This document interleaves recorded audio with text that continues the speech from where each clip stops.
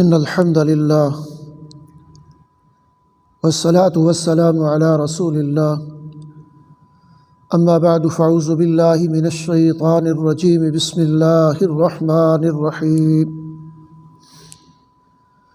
وَإِذْ أَخَذْنَا مِيثَاقَ بَنِي إِسْرَائِيلَ لَا تَعْبُدُونَ إِلَّا اللَّهَ وَبِالْوَالِدَيْنِ إِحْسَانًا وَذِي الْقُرْبَى وَالْيَتَامَى وَالْمَسَاكِينِ وَقُولُوا لِلنَّاسِ حُسْنًا وَأَقِيمُوا الصَّلَاةَ وَآتُوا الزَّكَاةَ ثُمَّ تَوَلَّيْتُمْ إِلَّا قَلِيلًا مِّنكُمْ وَأَنْتُمْ مُعْرِضُونَ صدق اللہ العظیم۔ رب اشرح لی صدری ویسر لی امری واحلل عقدۃ من لسانی یفقہوا قولی۔ اللہم الہمنی رشدی واعذ من شر نفسی۔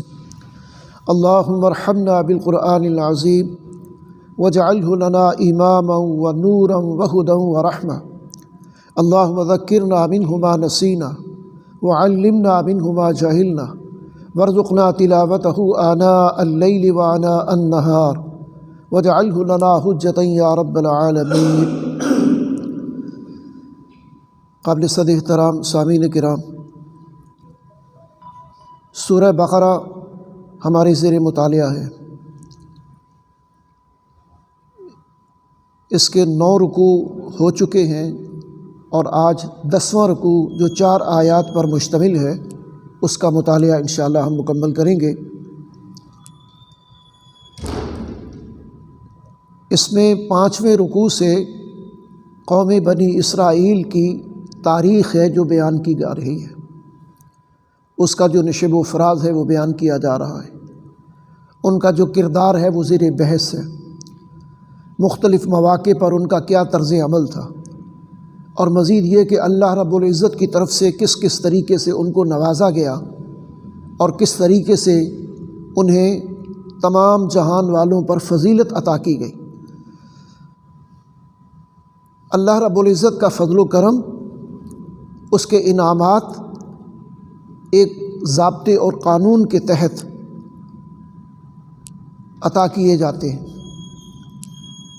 جب تک کوئی قوم، خصوصاً اہل ایمان، اللہ کی اطاعت اور اس کی فرما برداری کے تقاضے پورے کرتے ہیں اور اپنی صلاحیتیں اور اپنا وقت اور اپنا مال اللہ کی رضا کے لیے لگاتے ہیں، تو انہیں اللہ کی تائید اور نصرت حاصل ہوتی ہے۔ اور جب وہ رخ پھیر لیتے ہیں، دنیا داری میں الجھ گئے،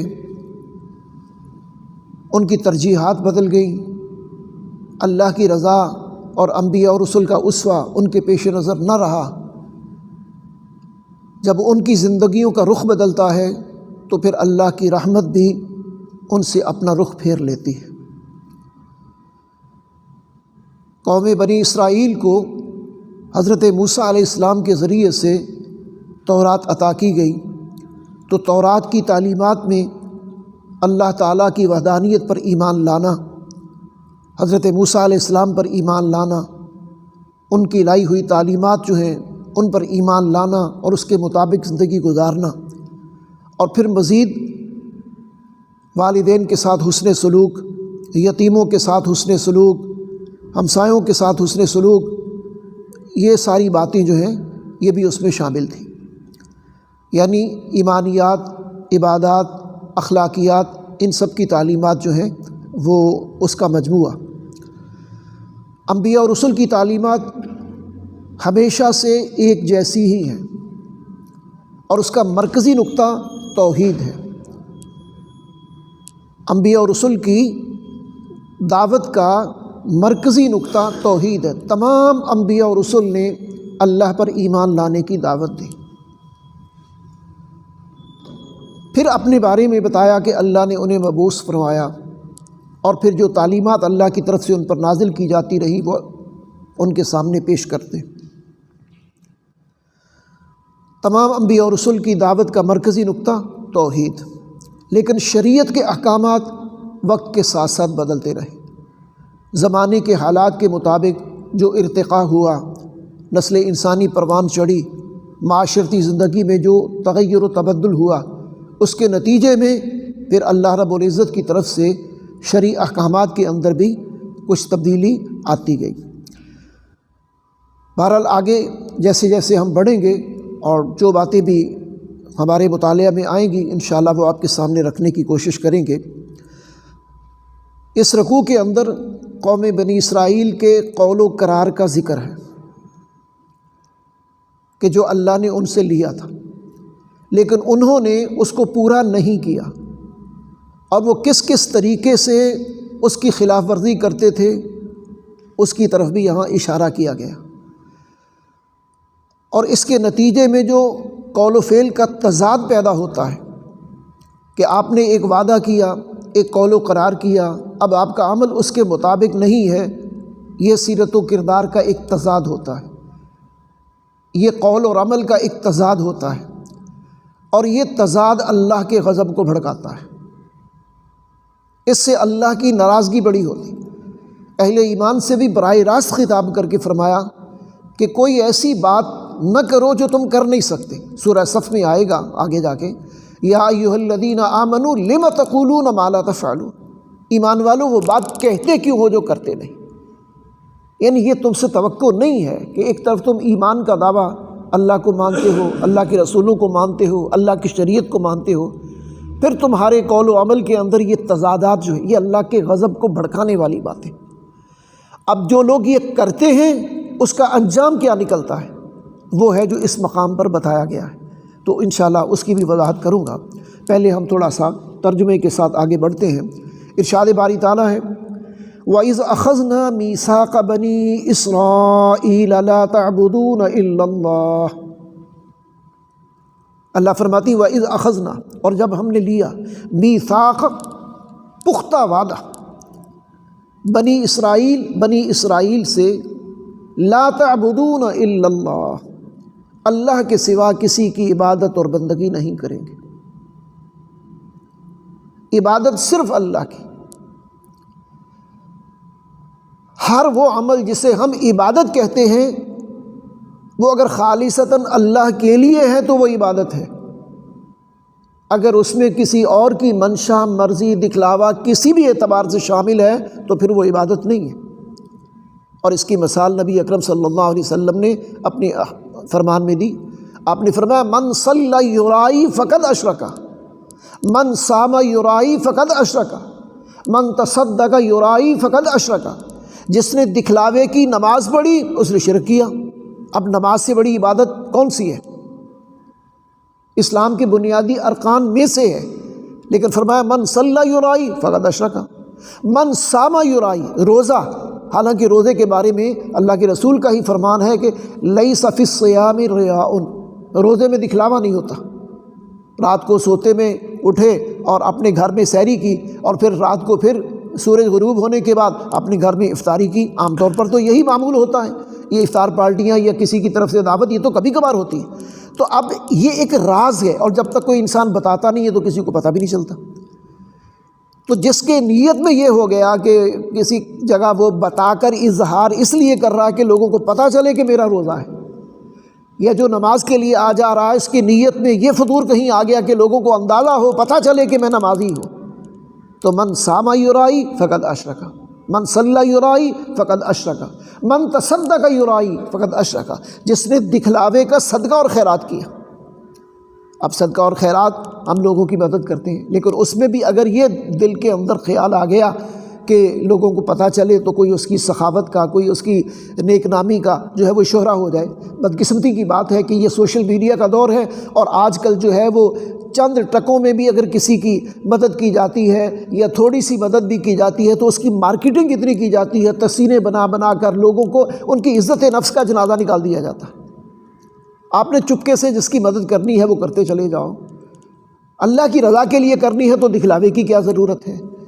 اب یہ چیزیں جو ہیں وہ اس دور کے اندر ایک ایسی ضرورت بن گئی ہے کہ اس کے لیے بھی جواز تلاش کیا جاتا ہے۔ تو بہرحال ان ساری چیزوں سے کہنے کا مطلب یہ ہے کہ عبادت اللہ کی، اور عبادت کا مطلب صرف یہ مظاہر نہیں ہے، یعنی روزہ عبادت ہے، نماز عبادت ہے، حج عبادت ہے، زکوٰۃ عبادت ہے، اسی طرح اور صرف یہی عبادت نہیں ہے، عبادت تو بندہ مومن کی پوری زندگی اگر اللہ اور اس کے رسول کی اطاعت اور فرما برداری میں گزر رہی ہے اور ان تعلیمات کے مطابق گزر رہی ہے جو قرآن و سنت میں ہے، تو پوری زندگی عبادت ہے۔ آپ کا سونا بھی عبادت ہے، آپ کا جاگنا بھی عبادت ہے، آپ کا کھانا پینا بھی عبادت ہے، آپ کا سنت کے مطابق واش روم کی ضرورت پوری کرنا بھی عبادت ہے۔ کون سا کام ہے جو آپ کا عبادت نہیں؟ ہم نے عبادت یہ سمجھا کہ مسجد میں نماز تو اللہ کے حکم کے مطابق پڑھیں گے، یہ عبادت ہے، لیکن کاروبار میں جا کے 2 نمبری بھی کریں گے، جھوٹ بھی بولیں گے، دھوکہ بھی دیں گے، اوور چارج بھی کریں گے۔ روزہ تو رکھیں گے، اللہ کے نام سے عبادت ہے، لیکن جو ہے روزے کی حالت میں ہی کیا کیا جو خرافات ہیں جو کی جاتی ہیں اور جن سے ہم بچنے کی کوشش نہیں کرتے۔ تو عبادت کا تصور بھی یہ ہے کہ بندہ مومن کی پوری زندگی جب وہ اللہ اور اس کے رسول کی اطاعت میں دین اور شریعت کے احکامات کے تابع گزرتی ہے تو پوری زندگی عبادت ہے۔ اب اس کو عبادات کو بھی ایک ساتھ رکھیں اور اس کے بعد اپنی معاشرت اس کو بھی دین کے تابع لائیں، اپنی معیشت اس کو بھی دین کے تابع لائیں، اپنی سیاست اس کو بھی دین کے تابع لائیں، اپنی عدالتیں ان کو بھی دین کے تابع لائیں۔ مسلمان پھر مسلمان تب بنتا ہے جب اس کی پوری زندگی میں اطاعت اور فرما برداری ہے، ورنہ مسلمان کے معنی فرما برداری کے ہیں، اطاعت کے ہیں، وفا شعاری کے ہیں، تو وہ تو عملی طور پر نظر نہیں آتا۔ تو اس لیے جو بھی شریعت کا تقاضا ہے، جو بھی دین کا تقاضا ہے، وہ صرف نماز کی حد تک نہیں ہے، وہ صرف ان عبادات کی حد تک نہیں ہے، بلکہ یہ کہ پوری زندگی میں اللہ اور اس کے رسول کی اطاعت اور فرما برداری اختیار کرنے کا نام عبادت ہے۔ تو فرمایا کہ وَإِذْ أَخَذْنَا، اور جب ہم نے لیا میثاق پختہ عہد بنی اسرائیل سے، لَا تَعْبُدُونَ إِلَّا اللَّهَ، کہ نہیں عبادت کریں گے سوائے اللہ کے۔ اچھا، بڑی خوبصورت ترتیب ہے۔ اللہ تعالیٰ نے ایک تو یہ کہ عبادت اللہ کی، دوسرا دنیا میں روئے زمین پر اللہ اور اس کے رسول کے بعد سب سے زیادہ مقدم حق والدین کا ہے۔ سورہ بنی اسرائیل میں بھی وَقَضَىٰ رَبُّكَ أَلَّا تَعْبُدُوا إِلَّا إِيَّاهُ وَبِالْوَالِدَيْنِ إِحْسَانًا، اور یہاں بھی ترتیب وہی ہے، وَإِذْ أَخَذْنَا مِيثَاقَ بَنِي إِسْرَائِيلَ لَا تَعْبُدُونَ إِلَّا اللَّهَ وَبِالْوَالِدَيْنِ إِحْسَانًا، اور اپنے والدین کے ساتھ حسن، یہ بھی اللہ نے قول و قرار لیا ہے، اور یہ ہم میں سے ہر ایک کے ساتھ بھی یہی ہے۔ یہ ہمیں صرف سلانے کے لیے نہیں کہ ان سے تھا، دین اسلام کی تعلیمات، قرآن کی تعلیمات، اللہ کے رسول کی تعلیمات، اور اس کی پھر وضاحت جو ہے وہ حسن سلوک کے اعتبار سے اس میں 4 چیزیں شامل ہیں۔ پہلا یہ ہے کہ والدین کا احترام، دوسرا یہ ہے کہ والدین کی فرما برداری، تیسرا یہ ہے کہ والدین کی خدمت،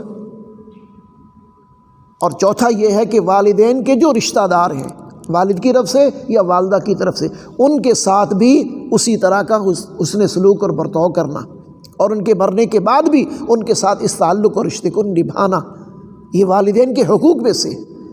اور والدین کے ساتھ حسن سلوک میں یہ چیزیں کہ ان کے ساتھ قرآن تو اس قدر اس چیز کو ڈیٹیل کے ساتھ بیان کرتا ہے۔ اللہ تو کہتے ہیں کہ ان کے سامنے اف نہ کرو، اف ولا تقل لهما اف، یعنی والدین دونوں یا ان میں سے کوئی ایک اگر بڑھاپے کی عمر کو پہنچے تو ان کے سامنے اف تک نہ کرو، لیکن ہم تو پوری تقریر جھاڑ دیتے ہیں اپنے والدین کے سامنے، اور سمجھتے ہیں کہ ہمارے والدین جو ہیں وہ حالات زمانہ اور معاشرے کی جو معاملات ہیں اس سے اب وہ ناواقف نہیں ہیں، ہم بہت کچھ جانتے ہیں۔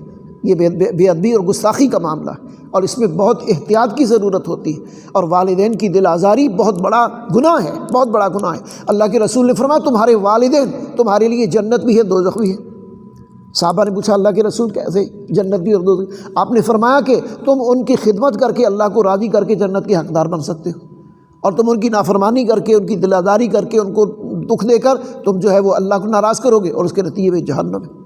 اور ایسے ہی تو نہیں کہا اللہ کے رسول نے، نبی صلی اللہ علیہ وسلم سے ایک صحابی نے پوچھا من احق بحسن صحابتی یا رسول اللہ کے رسول مجھ پر سب سے زیادہ حق کس کا ہے، یعنی کون زیادہ حسن سلوک کا محتاج ہے؟ آپ نے فرمایا امک، پھر پوچھا پھر فرمایا امک، پھر پوچھا پھر فرمایا امک، 3 دفعہ، پھر چوتھی دفعہ پوچھا قال ابوک، تو آپ نے فرمایا تیرے باپ کا۔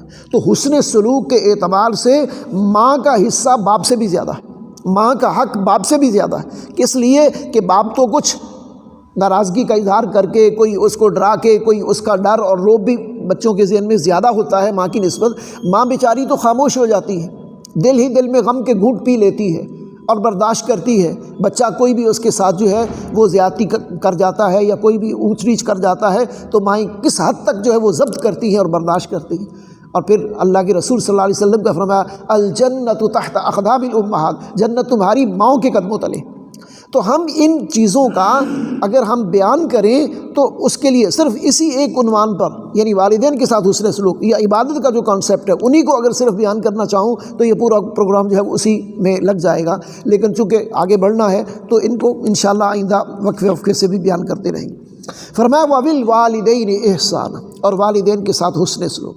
اور پھر یہ حسن سلوک یہاں ختم نہیں ہوگا، وَذِي الْقُرْبَى، اور قرابت دار بھی ظاہر ہے، والد کی طرف سے رشتہ دار بھی آ گئے، والدہ کی طرف سے رشتہ دار بھی آ گئے، آپ کے جو بھی عزیز و اقارب ہیں جتنے، الاقرب فالاقرب کی بنیاد پر بھی جو جتنا قریب ہے وہ اتنا زیادہ حقدار ہوتا ہے۔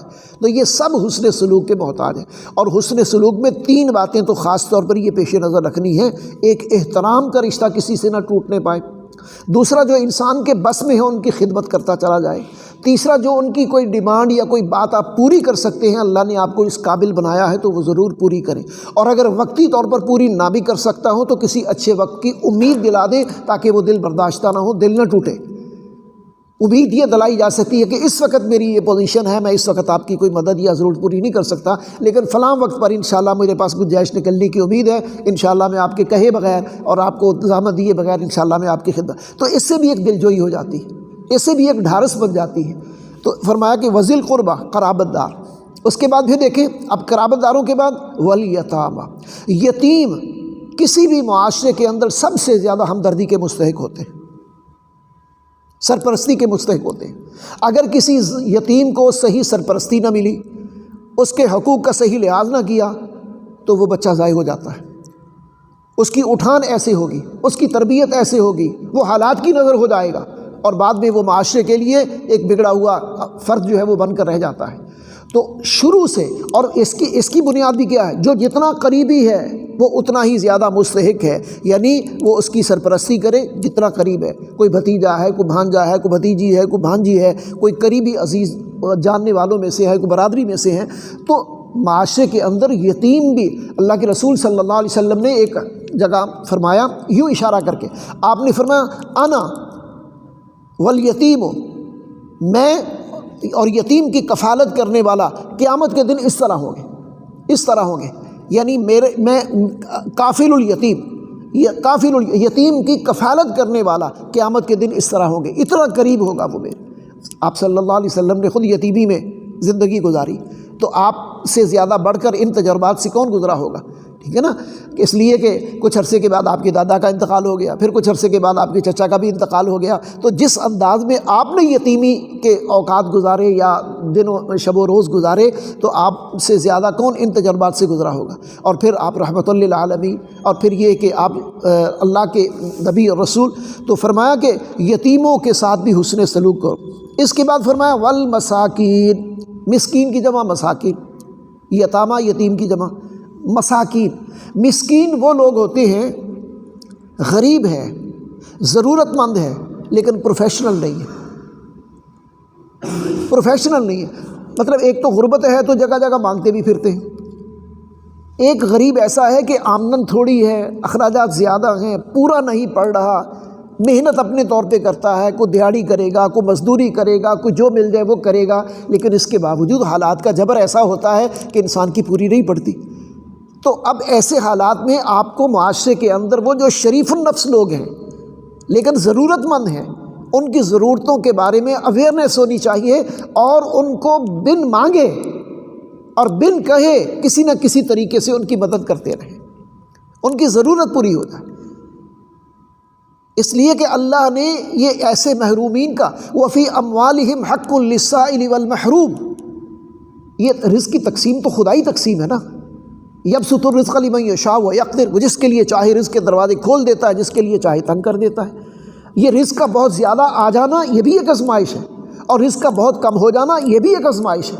آزمائش ہر طرح کی ہے، اور پھر یہ نہ سمجھے کہ جس کے پاس کچھ نہیں ہے مشکل میں وہ ہے، آزمائش اس کی ہے، مشکل میں آپ بھی ہیں۔ اگر آپ کے پاس ہے تو آزمائش آپ کی ہے کہ آپ اس کی سرپرستی کر رہے ہیں کہ نہیں کر رہے. آپ کے لیے موقع ہے لیکن آپ اس کی مدد کر رہے ہیں کہ نہیں کر رہے ہیں، اس کی دیکھ بھال کر رہے ہیں کہ نہیں کر رہے ہیں. تو جہاں اس کی آزمائش محروم رکھ کے ہو رہی ہے، وہاں آپ کی آزمائش کیسے ہو رہی ہے؟ آپ کو اللہ نے دیا ہے لیکن آپ نے آنکھیں بند کی ہوئی ہیں.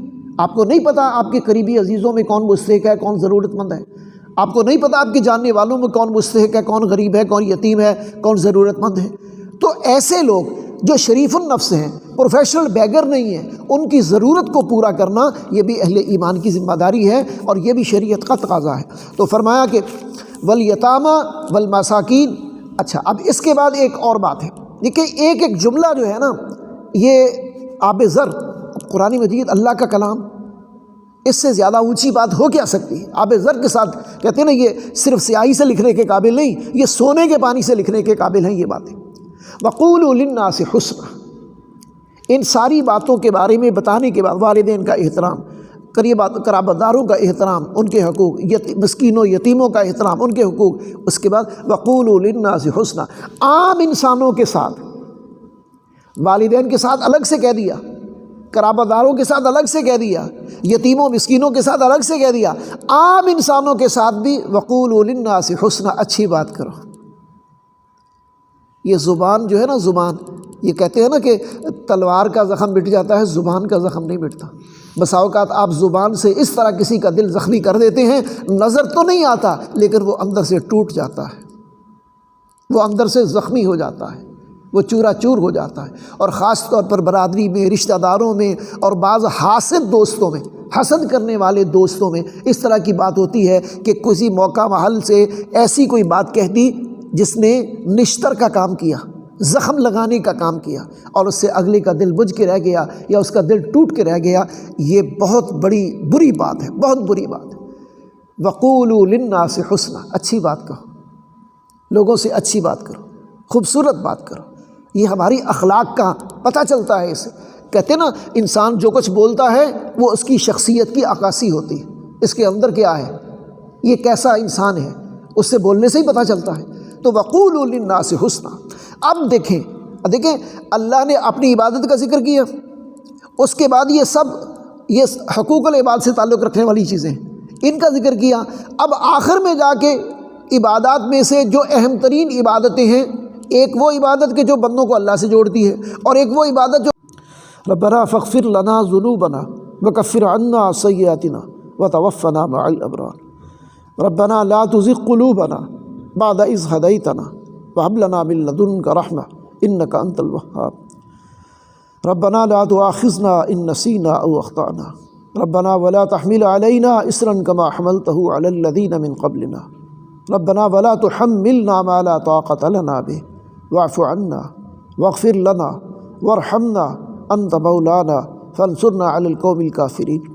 اللهم أيد الإسلام والمسلمين. اللهم انصر من نصر دين محمد صلى الله عليه وسلم واجعلنا منهم. اللهم اخذل من خذل دين محمد صلى الله عليه وسلم ولا تجعلنا معهم. ربنا تقبل منا انك انت السميع العليم وتب علينا انك انت التواب الرحيم. وصلى الله تعالى على خير خلقه محمد وآله وصحبه اجمعين برحمتك يا